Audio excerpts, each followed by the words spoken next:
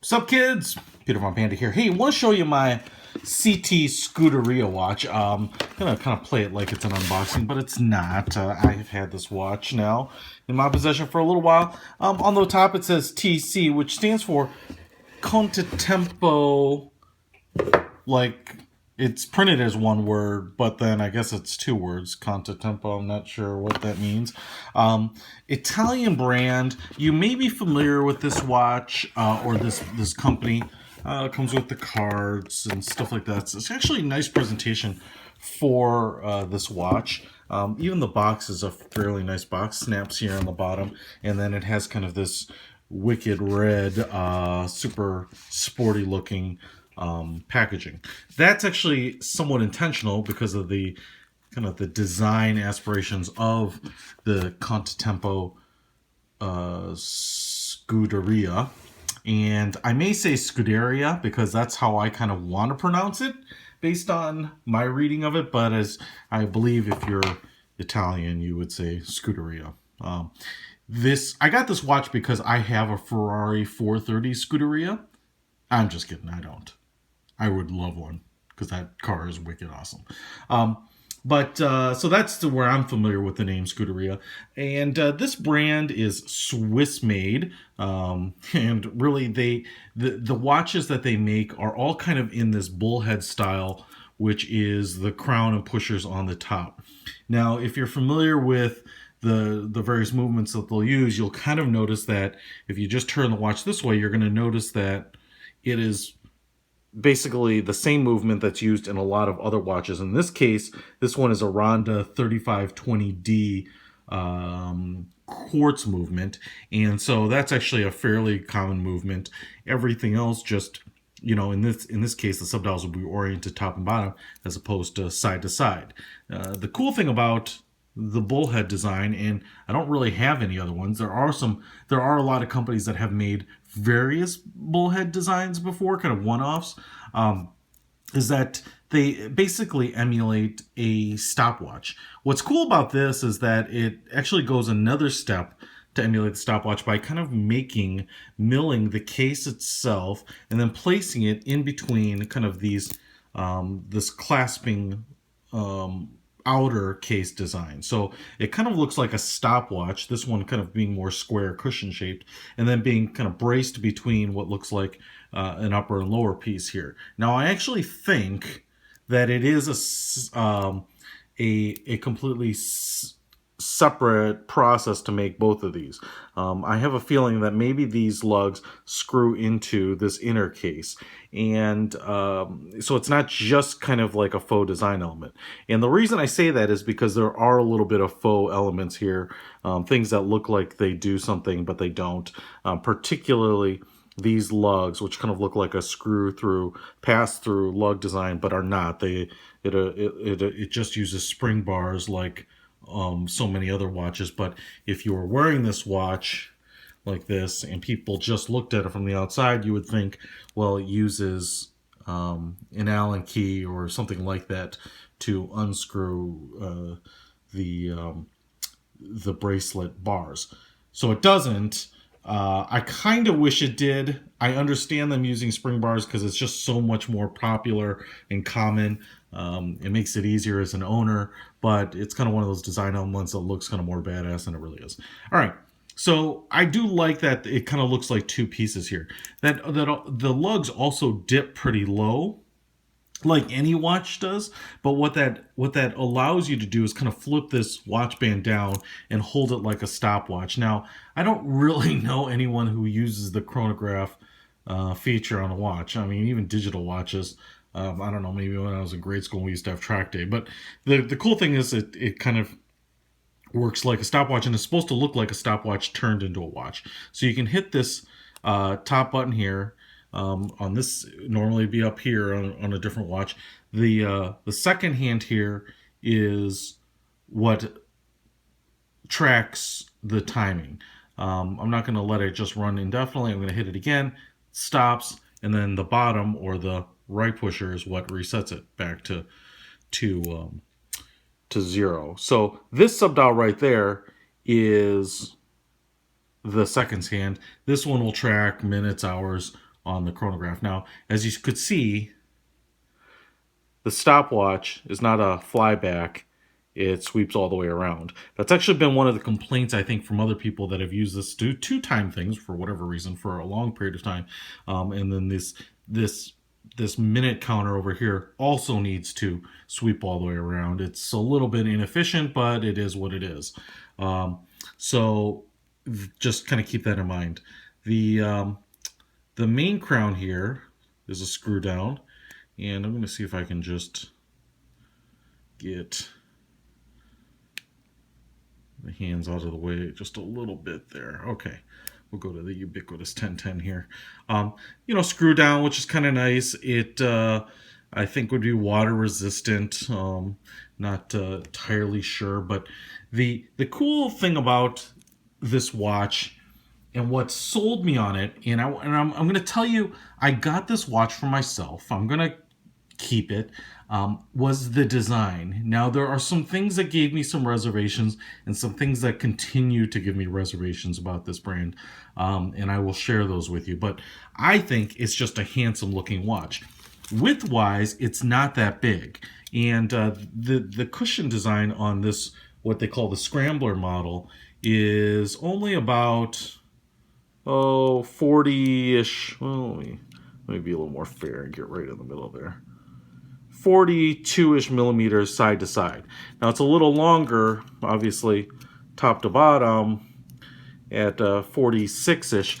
You know me, everyone comments about it. I like bigger watches, but kind of cushion designs get away with a smaller size because these corners are pushed out, so it's kind of like having the same surface area but in a little different packaging. So you can, if you like the look of bigger watches but you don't like wearing bigger watches, get kind of a square watch or something like this, because you can get away with a 40 millimeter case that looks much bigger. The other watches that they have in their line are just circular, which are beautiful too, and they really look much more like regular stopwatches, turn watches. But this was just a little bit different, and I really like it. I really like kind of that the main case is relatively polished and everything else is brushed, and then the lugs and kind of some of these the screws, and then this inset part on the band is polished versus brushed. Just gives it nice contrast. I like brushed finishes because they tend to wear a little better. Really high polished surfaces tend to show a little kind of those really fine scratches over time. What else can I tell you? I want to show. I moved the hands here. Let me get back to that.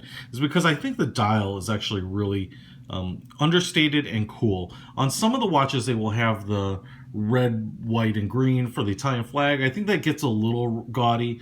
I really like that kind of carbon fiber inset there. There isn't a whole lot of depth to the subdials or anything, but they are textured just a little bit. They'll actually look a lot like Shinola subdials. And what I'll say about this is I can't remember the founder's name of the company right off the bat, but he's a watch designer. I believe he came from Fossil. I believe he actually designed some of the early watches for Shinola, maybe potentially the Runwell or something. Yeah, what's funny is it's a pretty small, incestuous little watch world, I guess. But the funny thing is then he went off and started his own brand. To me, it's interesting that this is the CT Scuderia Scrambler. Shinola also has a Rambler, which I also really like that watch. They're completely different. I'm sure no relation, but I sometimes get the name wrong as I'm kind of talking about between them. So, the dials is pretty flat. It's pretty simple. There is a little chrome trim around the subdials, and then that carbon fiber area, the logo on the top. I really like it. It's just a Scuderia Italia, and then the model number right in the middle. This is a straight up, shiny, polished black dial.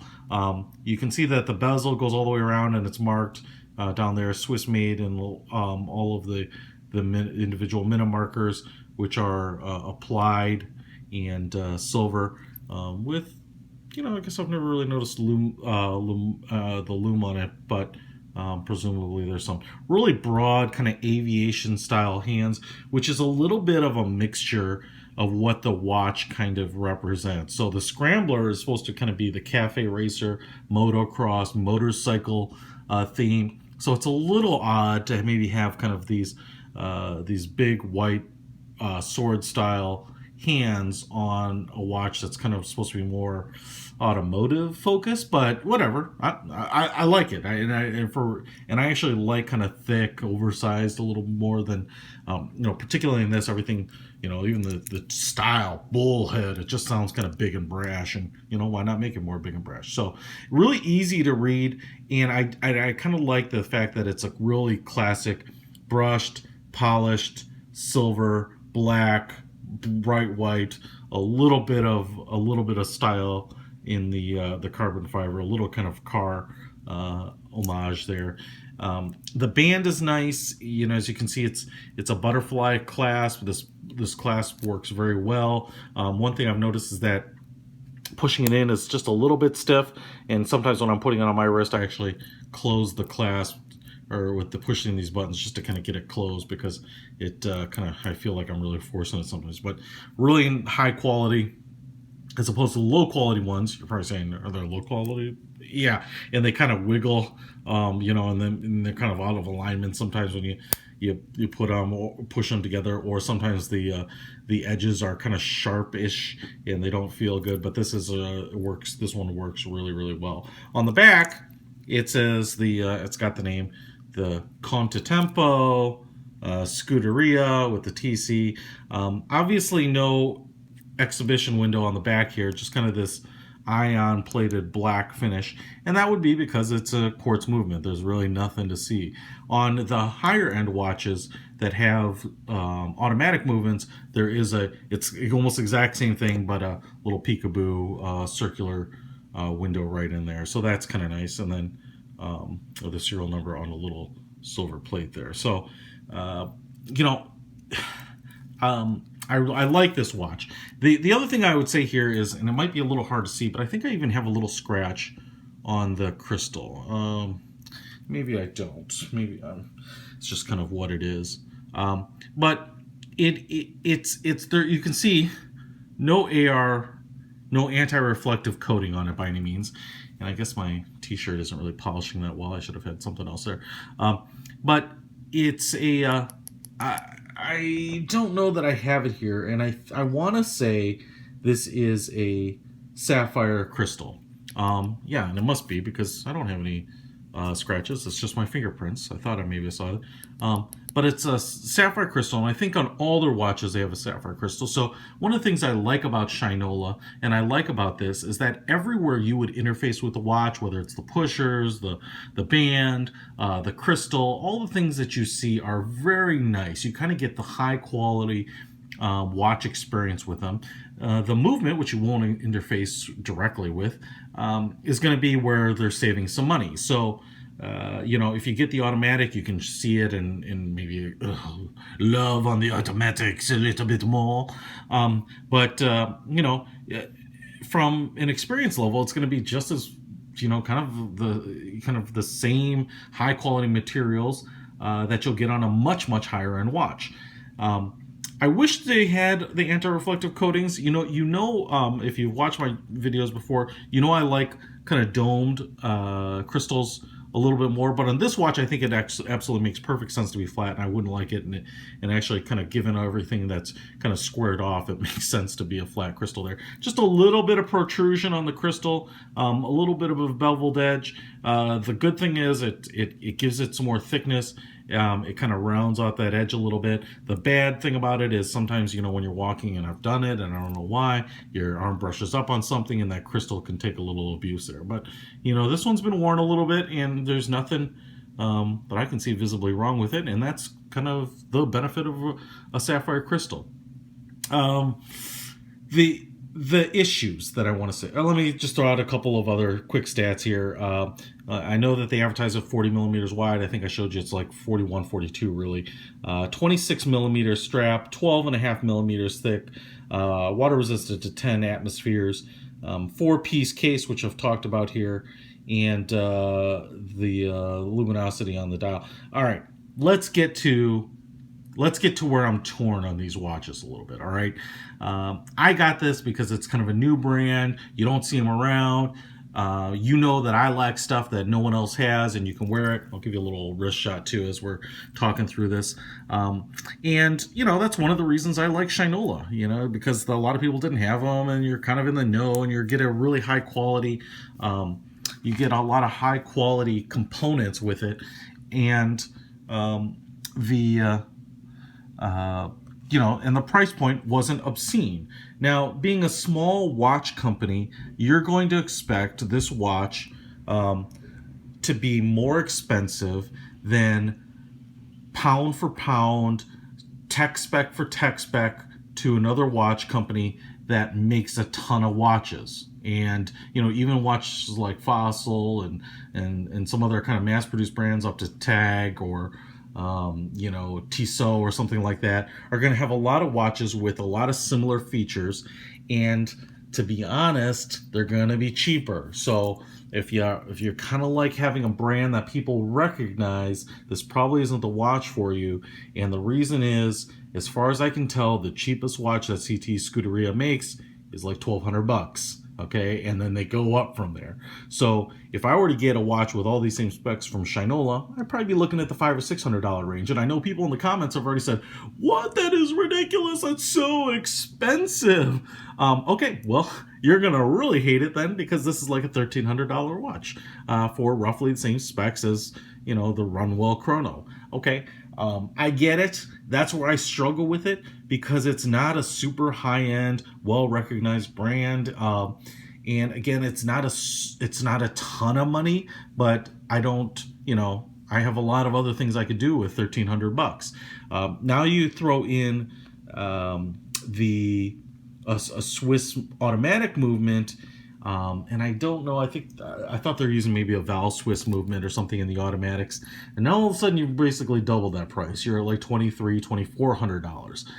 That's a lot of money, I think, for a watch company that doesn't have kind of like the recognized brand. Now again, it's different, it's unique, it's Italian, it's got a lot of style and flair. I think they make brilliant looking watches. To be really honest, the other watch collection in their line that I really love is called the Street Racer. I think that is just wicked awesome. It kind of looks like the Tag Heuer, kind of the high-end Monacos. The name escapes me right now, but kind of multi-level dial. It has a lot more depth and a lot of different levels to the dial than this does, but in many ways it's very similar. I think it uses the same case even. So it's an up-and-coming company. I really think it could kind of go the way that U-Boat did, kind of starting with a lower-end watch and moving up much higher. But like I said, I think this is a beautiful watch. Price be damned, to be honest. Again, that's where I didn't necessarily buy one of these things on day one, but I really like it. So if you like it, get it. If you can't afford it, there are a lot of other watches that are similar in style. Probably the thing you might have to sacrifice is the bullhead design, because not a lot of companies do that. But you can get a lot of. You don't have to argue with me. You can get a lot of watch for the $500 or $600 range from a lot of different companies. So, but if you want to stand out, this one might be the one for you. So the CT Scuderia Scrambler collection. This one is the stainless and black dial with carbon fiber. I'll put a link here to where you can pick up and check out some of the other Scuderias. They're really beautiful watches, and I hope they continue to develop and get more popular, and maybe even add another one to the collection one day. Peter von Panda, out.